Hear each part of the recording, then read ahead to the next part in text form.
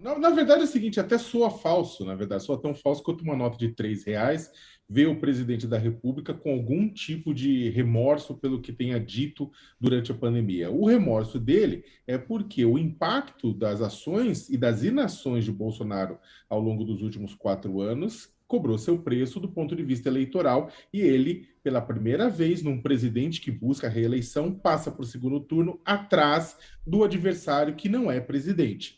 Né? Então ele conseguiu inovar nisso e ele tentando e sendo aconselhado, principalmente pelo Centrão, pelos seus auxiliares do Centrão, a maneirar exatamente para garantir votos mais ao centro, né? Para garantir votos ao centro, abandonando um pouco esse discurso mais violento. É claro que esse discurso é só nessa fala voltada para jornalistas. Se você vai pegar ontem a live dele, a gente vai falar isso depois, ele estava culpando o analfabetismo no Nordeste pela votação expressiva do Lula na região. Então, que é o contrário do Bolsonaro Paz e Amor, é basicamente dizendo, olha, é analfabeto votando no Lula porque o pessoal não entende, o que é um absurdo completo. Então, isso é porque Bolsonaro faz discursos diferentes para grupos diferentes. Agora, se ele quer se desculpar por alguma coisa, não é desculpar por alguma coisa que ele disse. Né? Ele tem que pedir desculpa por 690 mil mortos na pandemia. É claro que a culpa de todos não foi ele, mas nós só chegamos a esse patamar por conta da ação e da inação de Bolsonaro. Ele fala: um general, eu sou militar e eu prefiro ser criticado por uma decisão errada do que pela uma não decisão. Olha que absurdo que ele está falando. O que acontece é que ele tomou uma série de decisões erradas que mataram pessoas na pandemia. Ele tomou decisões erradas como não comprar vacina, né? Ou xingar a vacina, criticar isolamento social,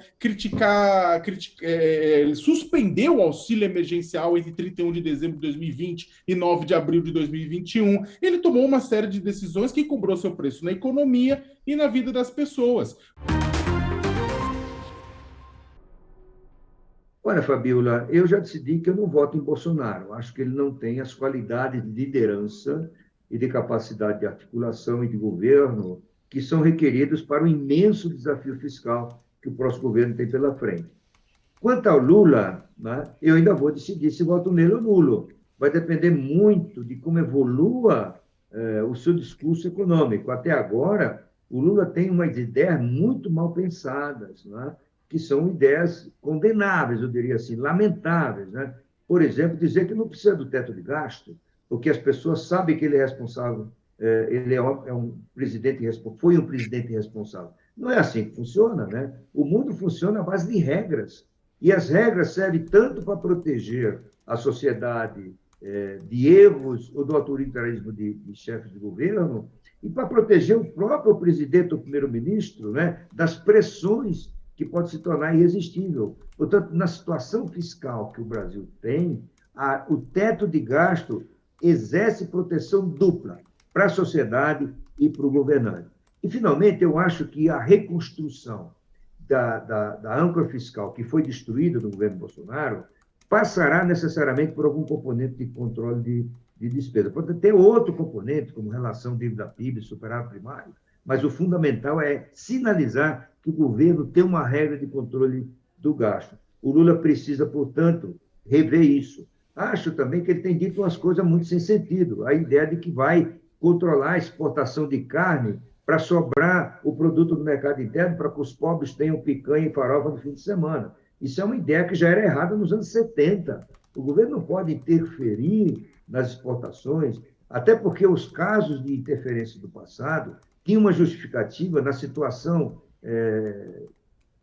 difícil, né? Periclitante do balanço de pagamentos. Agora não. É um país que não tem problemas no setor externo, tem exportação, um superávit comercial estrutural. E se o governo for interferir nesse campo, imagina o frigorífico que fez uma venda para a Índia, para a China, para os Estados Unidos, para a Europa, de uma hora para outra o governo diz não pode cumprir o contrato. Isso seria um desastre para a imagem do país e para a vida econômica dessas empresas que exportam, e, por tabela, para o produtor do boi no pasto, do engordante, e assim por diante.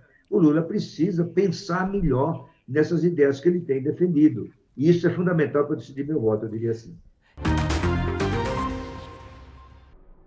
O que esses economistas, ex-ministros, ex-presidentes do Banco Central, decidiram com o apoio ao Lula foi uma coisa que muita gente já percebeu, e eu estou achando que o Maílson ainda não percebeu, embora ele seja claramente um democrata.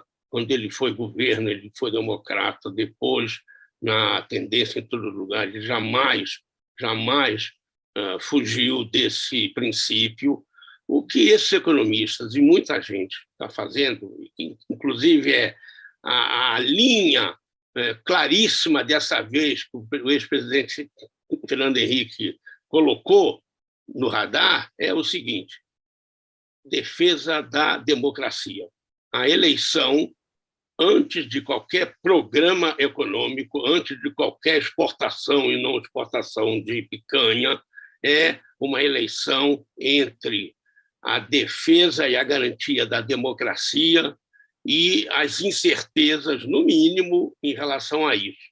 As incertezas em relação a mudanças constitucionais, a incerteza em relação a alterações no Judiciário e no Supremo Tribunal Federal, especialmente, é o que o presidente Bolsonaro acena com a sua vitória no segundo turno. Então, para mim, é claríssimo que o apoio do Pércio, do Armínio, do Pedro Malan, do Baixa, desses economistas que são de uma extração mais liberal, mas clarissimamente democratas. Conheço, Fabiola, a história de cada um deles lá atrás. Pedro Malan, por exemplo, apareceu no debate público como presidente de um instituto no Rio de Janeiro que contestava a desigualdade de renda produzida pelo milagre econômico. Pércio foi um militante de esquerda, esteve preso, foi militante da VPR, um grupo de luta armada. Baixa foi um economista que qualificou, levantou a discussão do PIB, também na época do milagre, como o PIB poderia crescer e não melhorar a vida da sociedade como um todo. Cada um deles tem essa história e ela agora, como Fernando Henrique, está aparecendo nessa declaração de voto. A coisa está colocada entre democracia e não. O programa vem depois. Porém, só para completar, agora, com a correlação de forças no Congresso estabelecida, o Lula está, de fato, na obrigação de apresentar um programa econômico mais claro e, especialmente, mais claro em relação à responsabilidade fiscal. Qual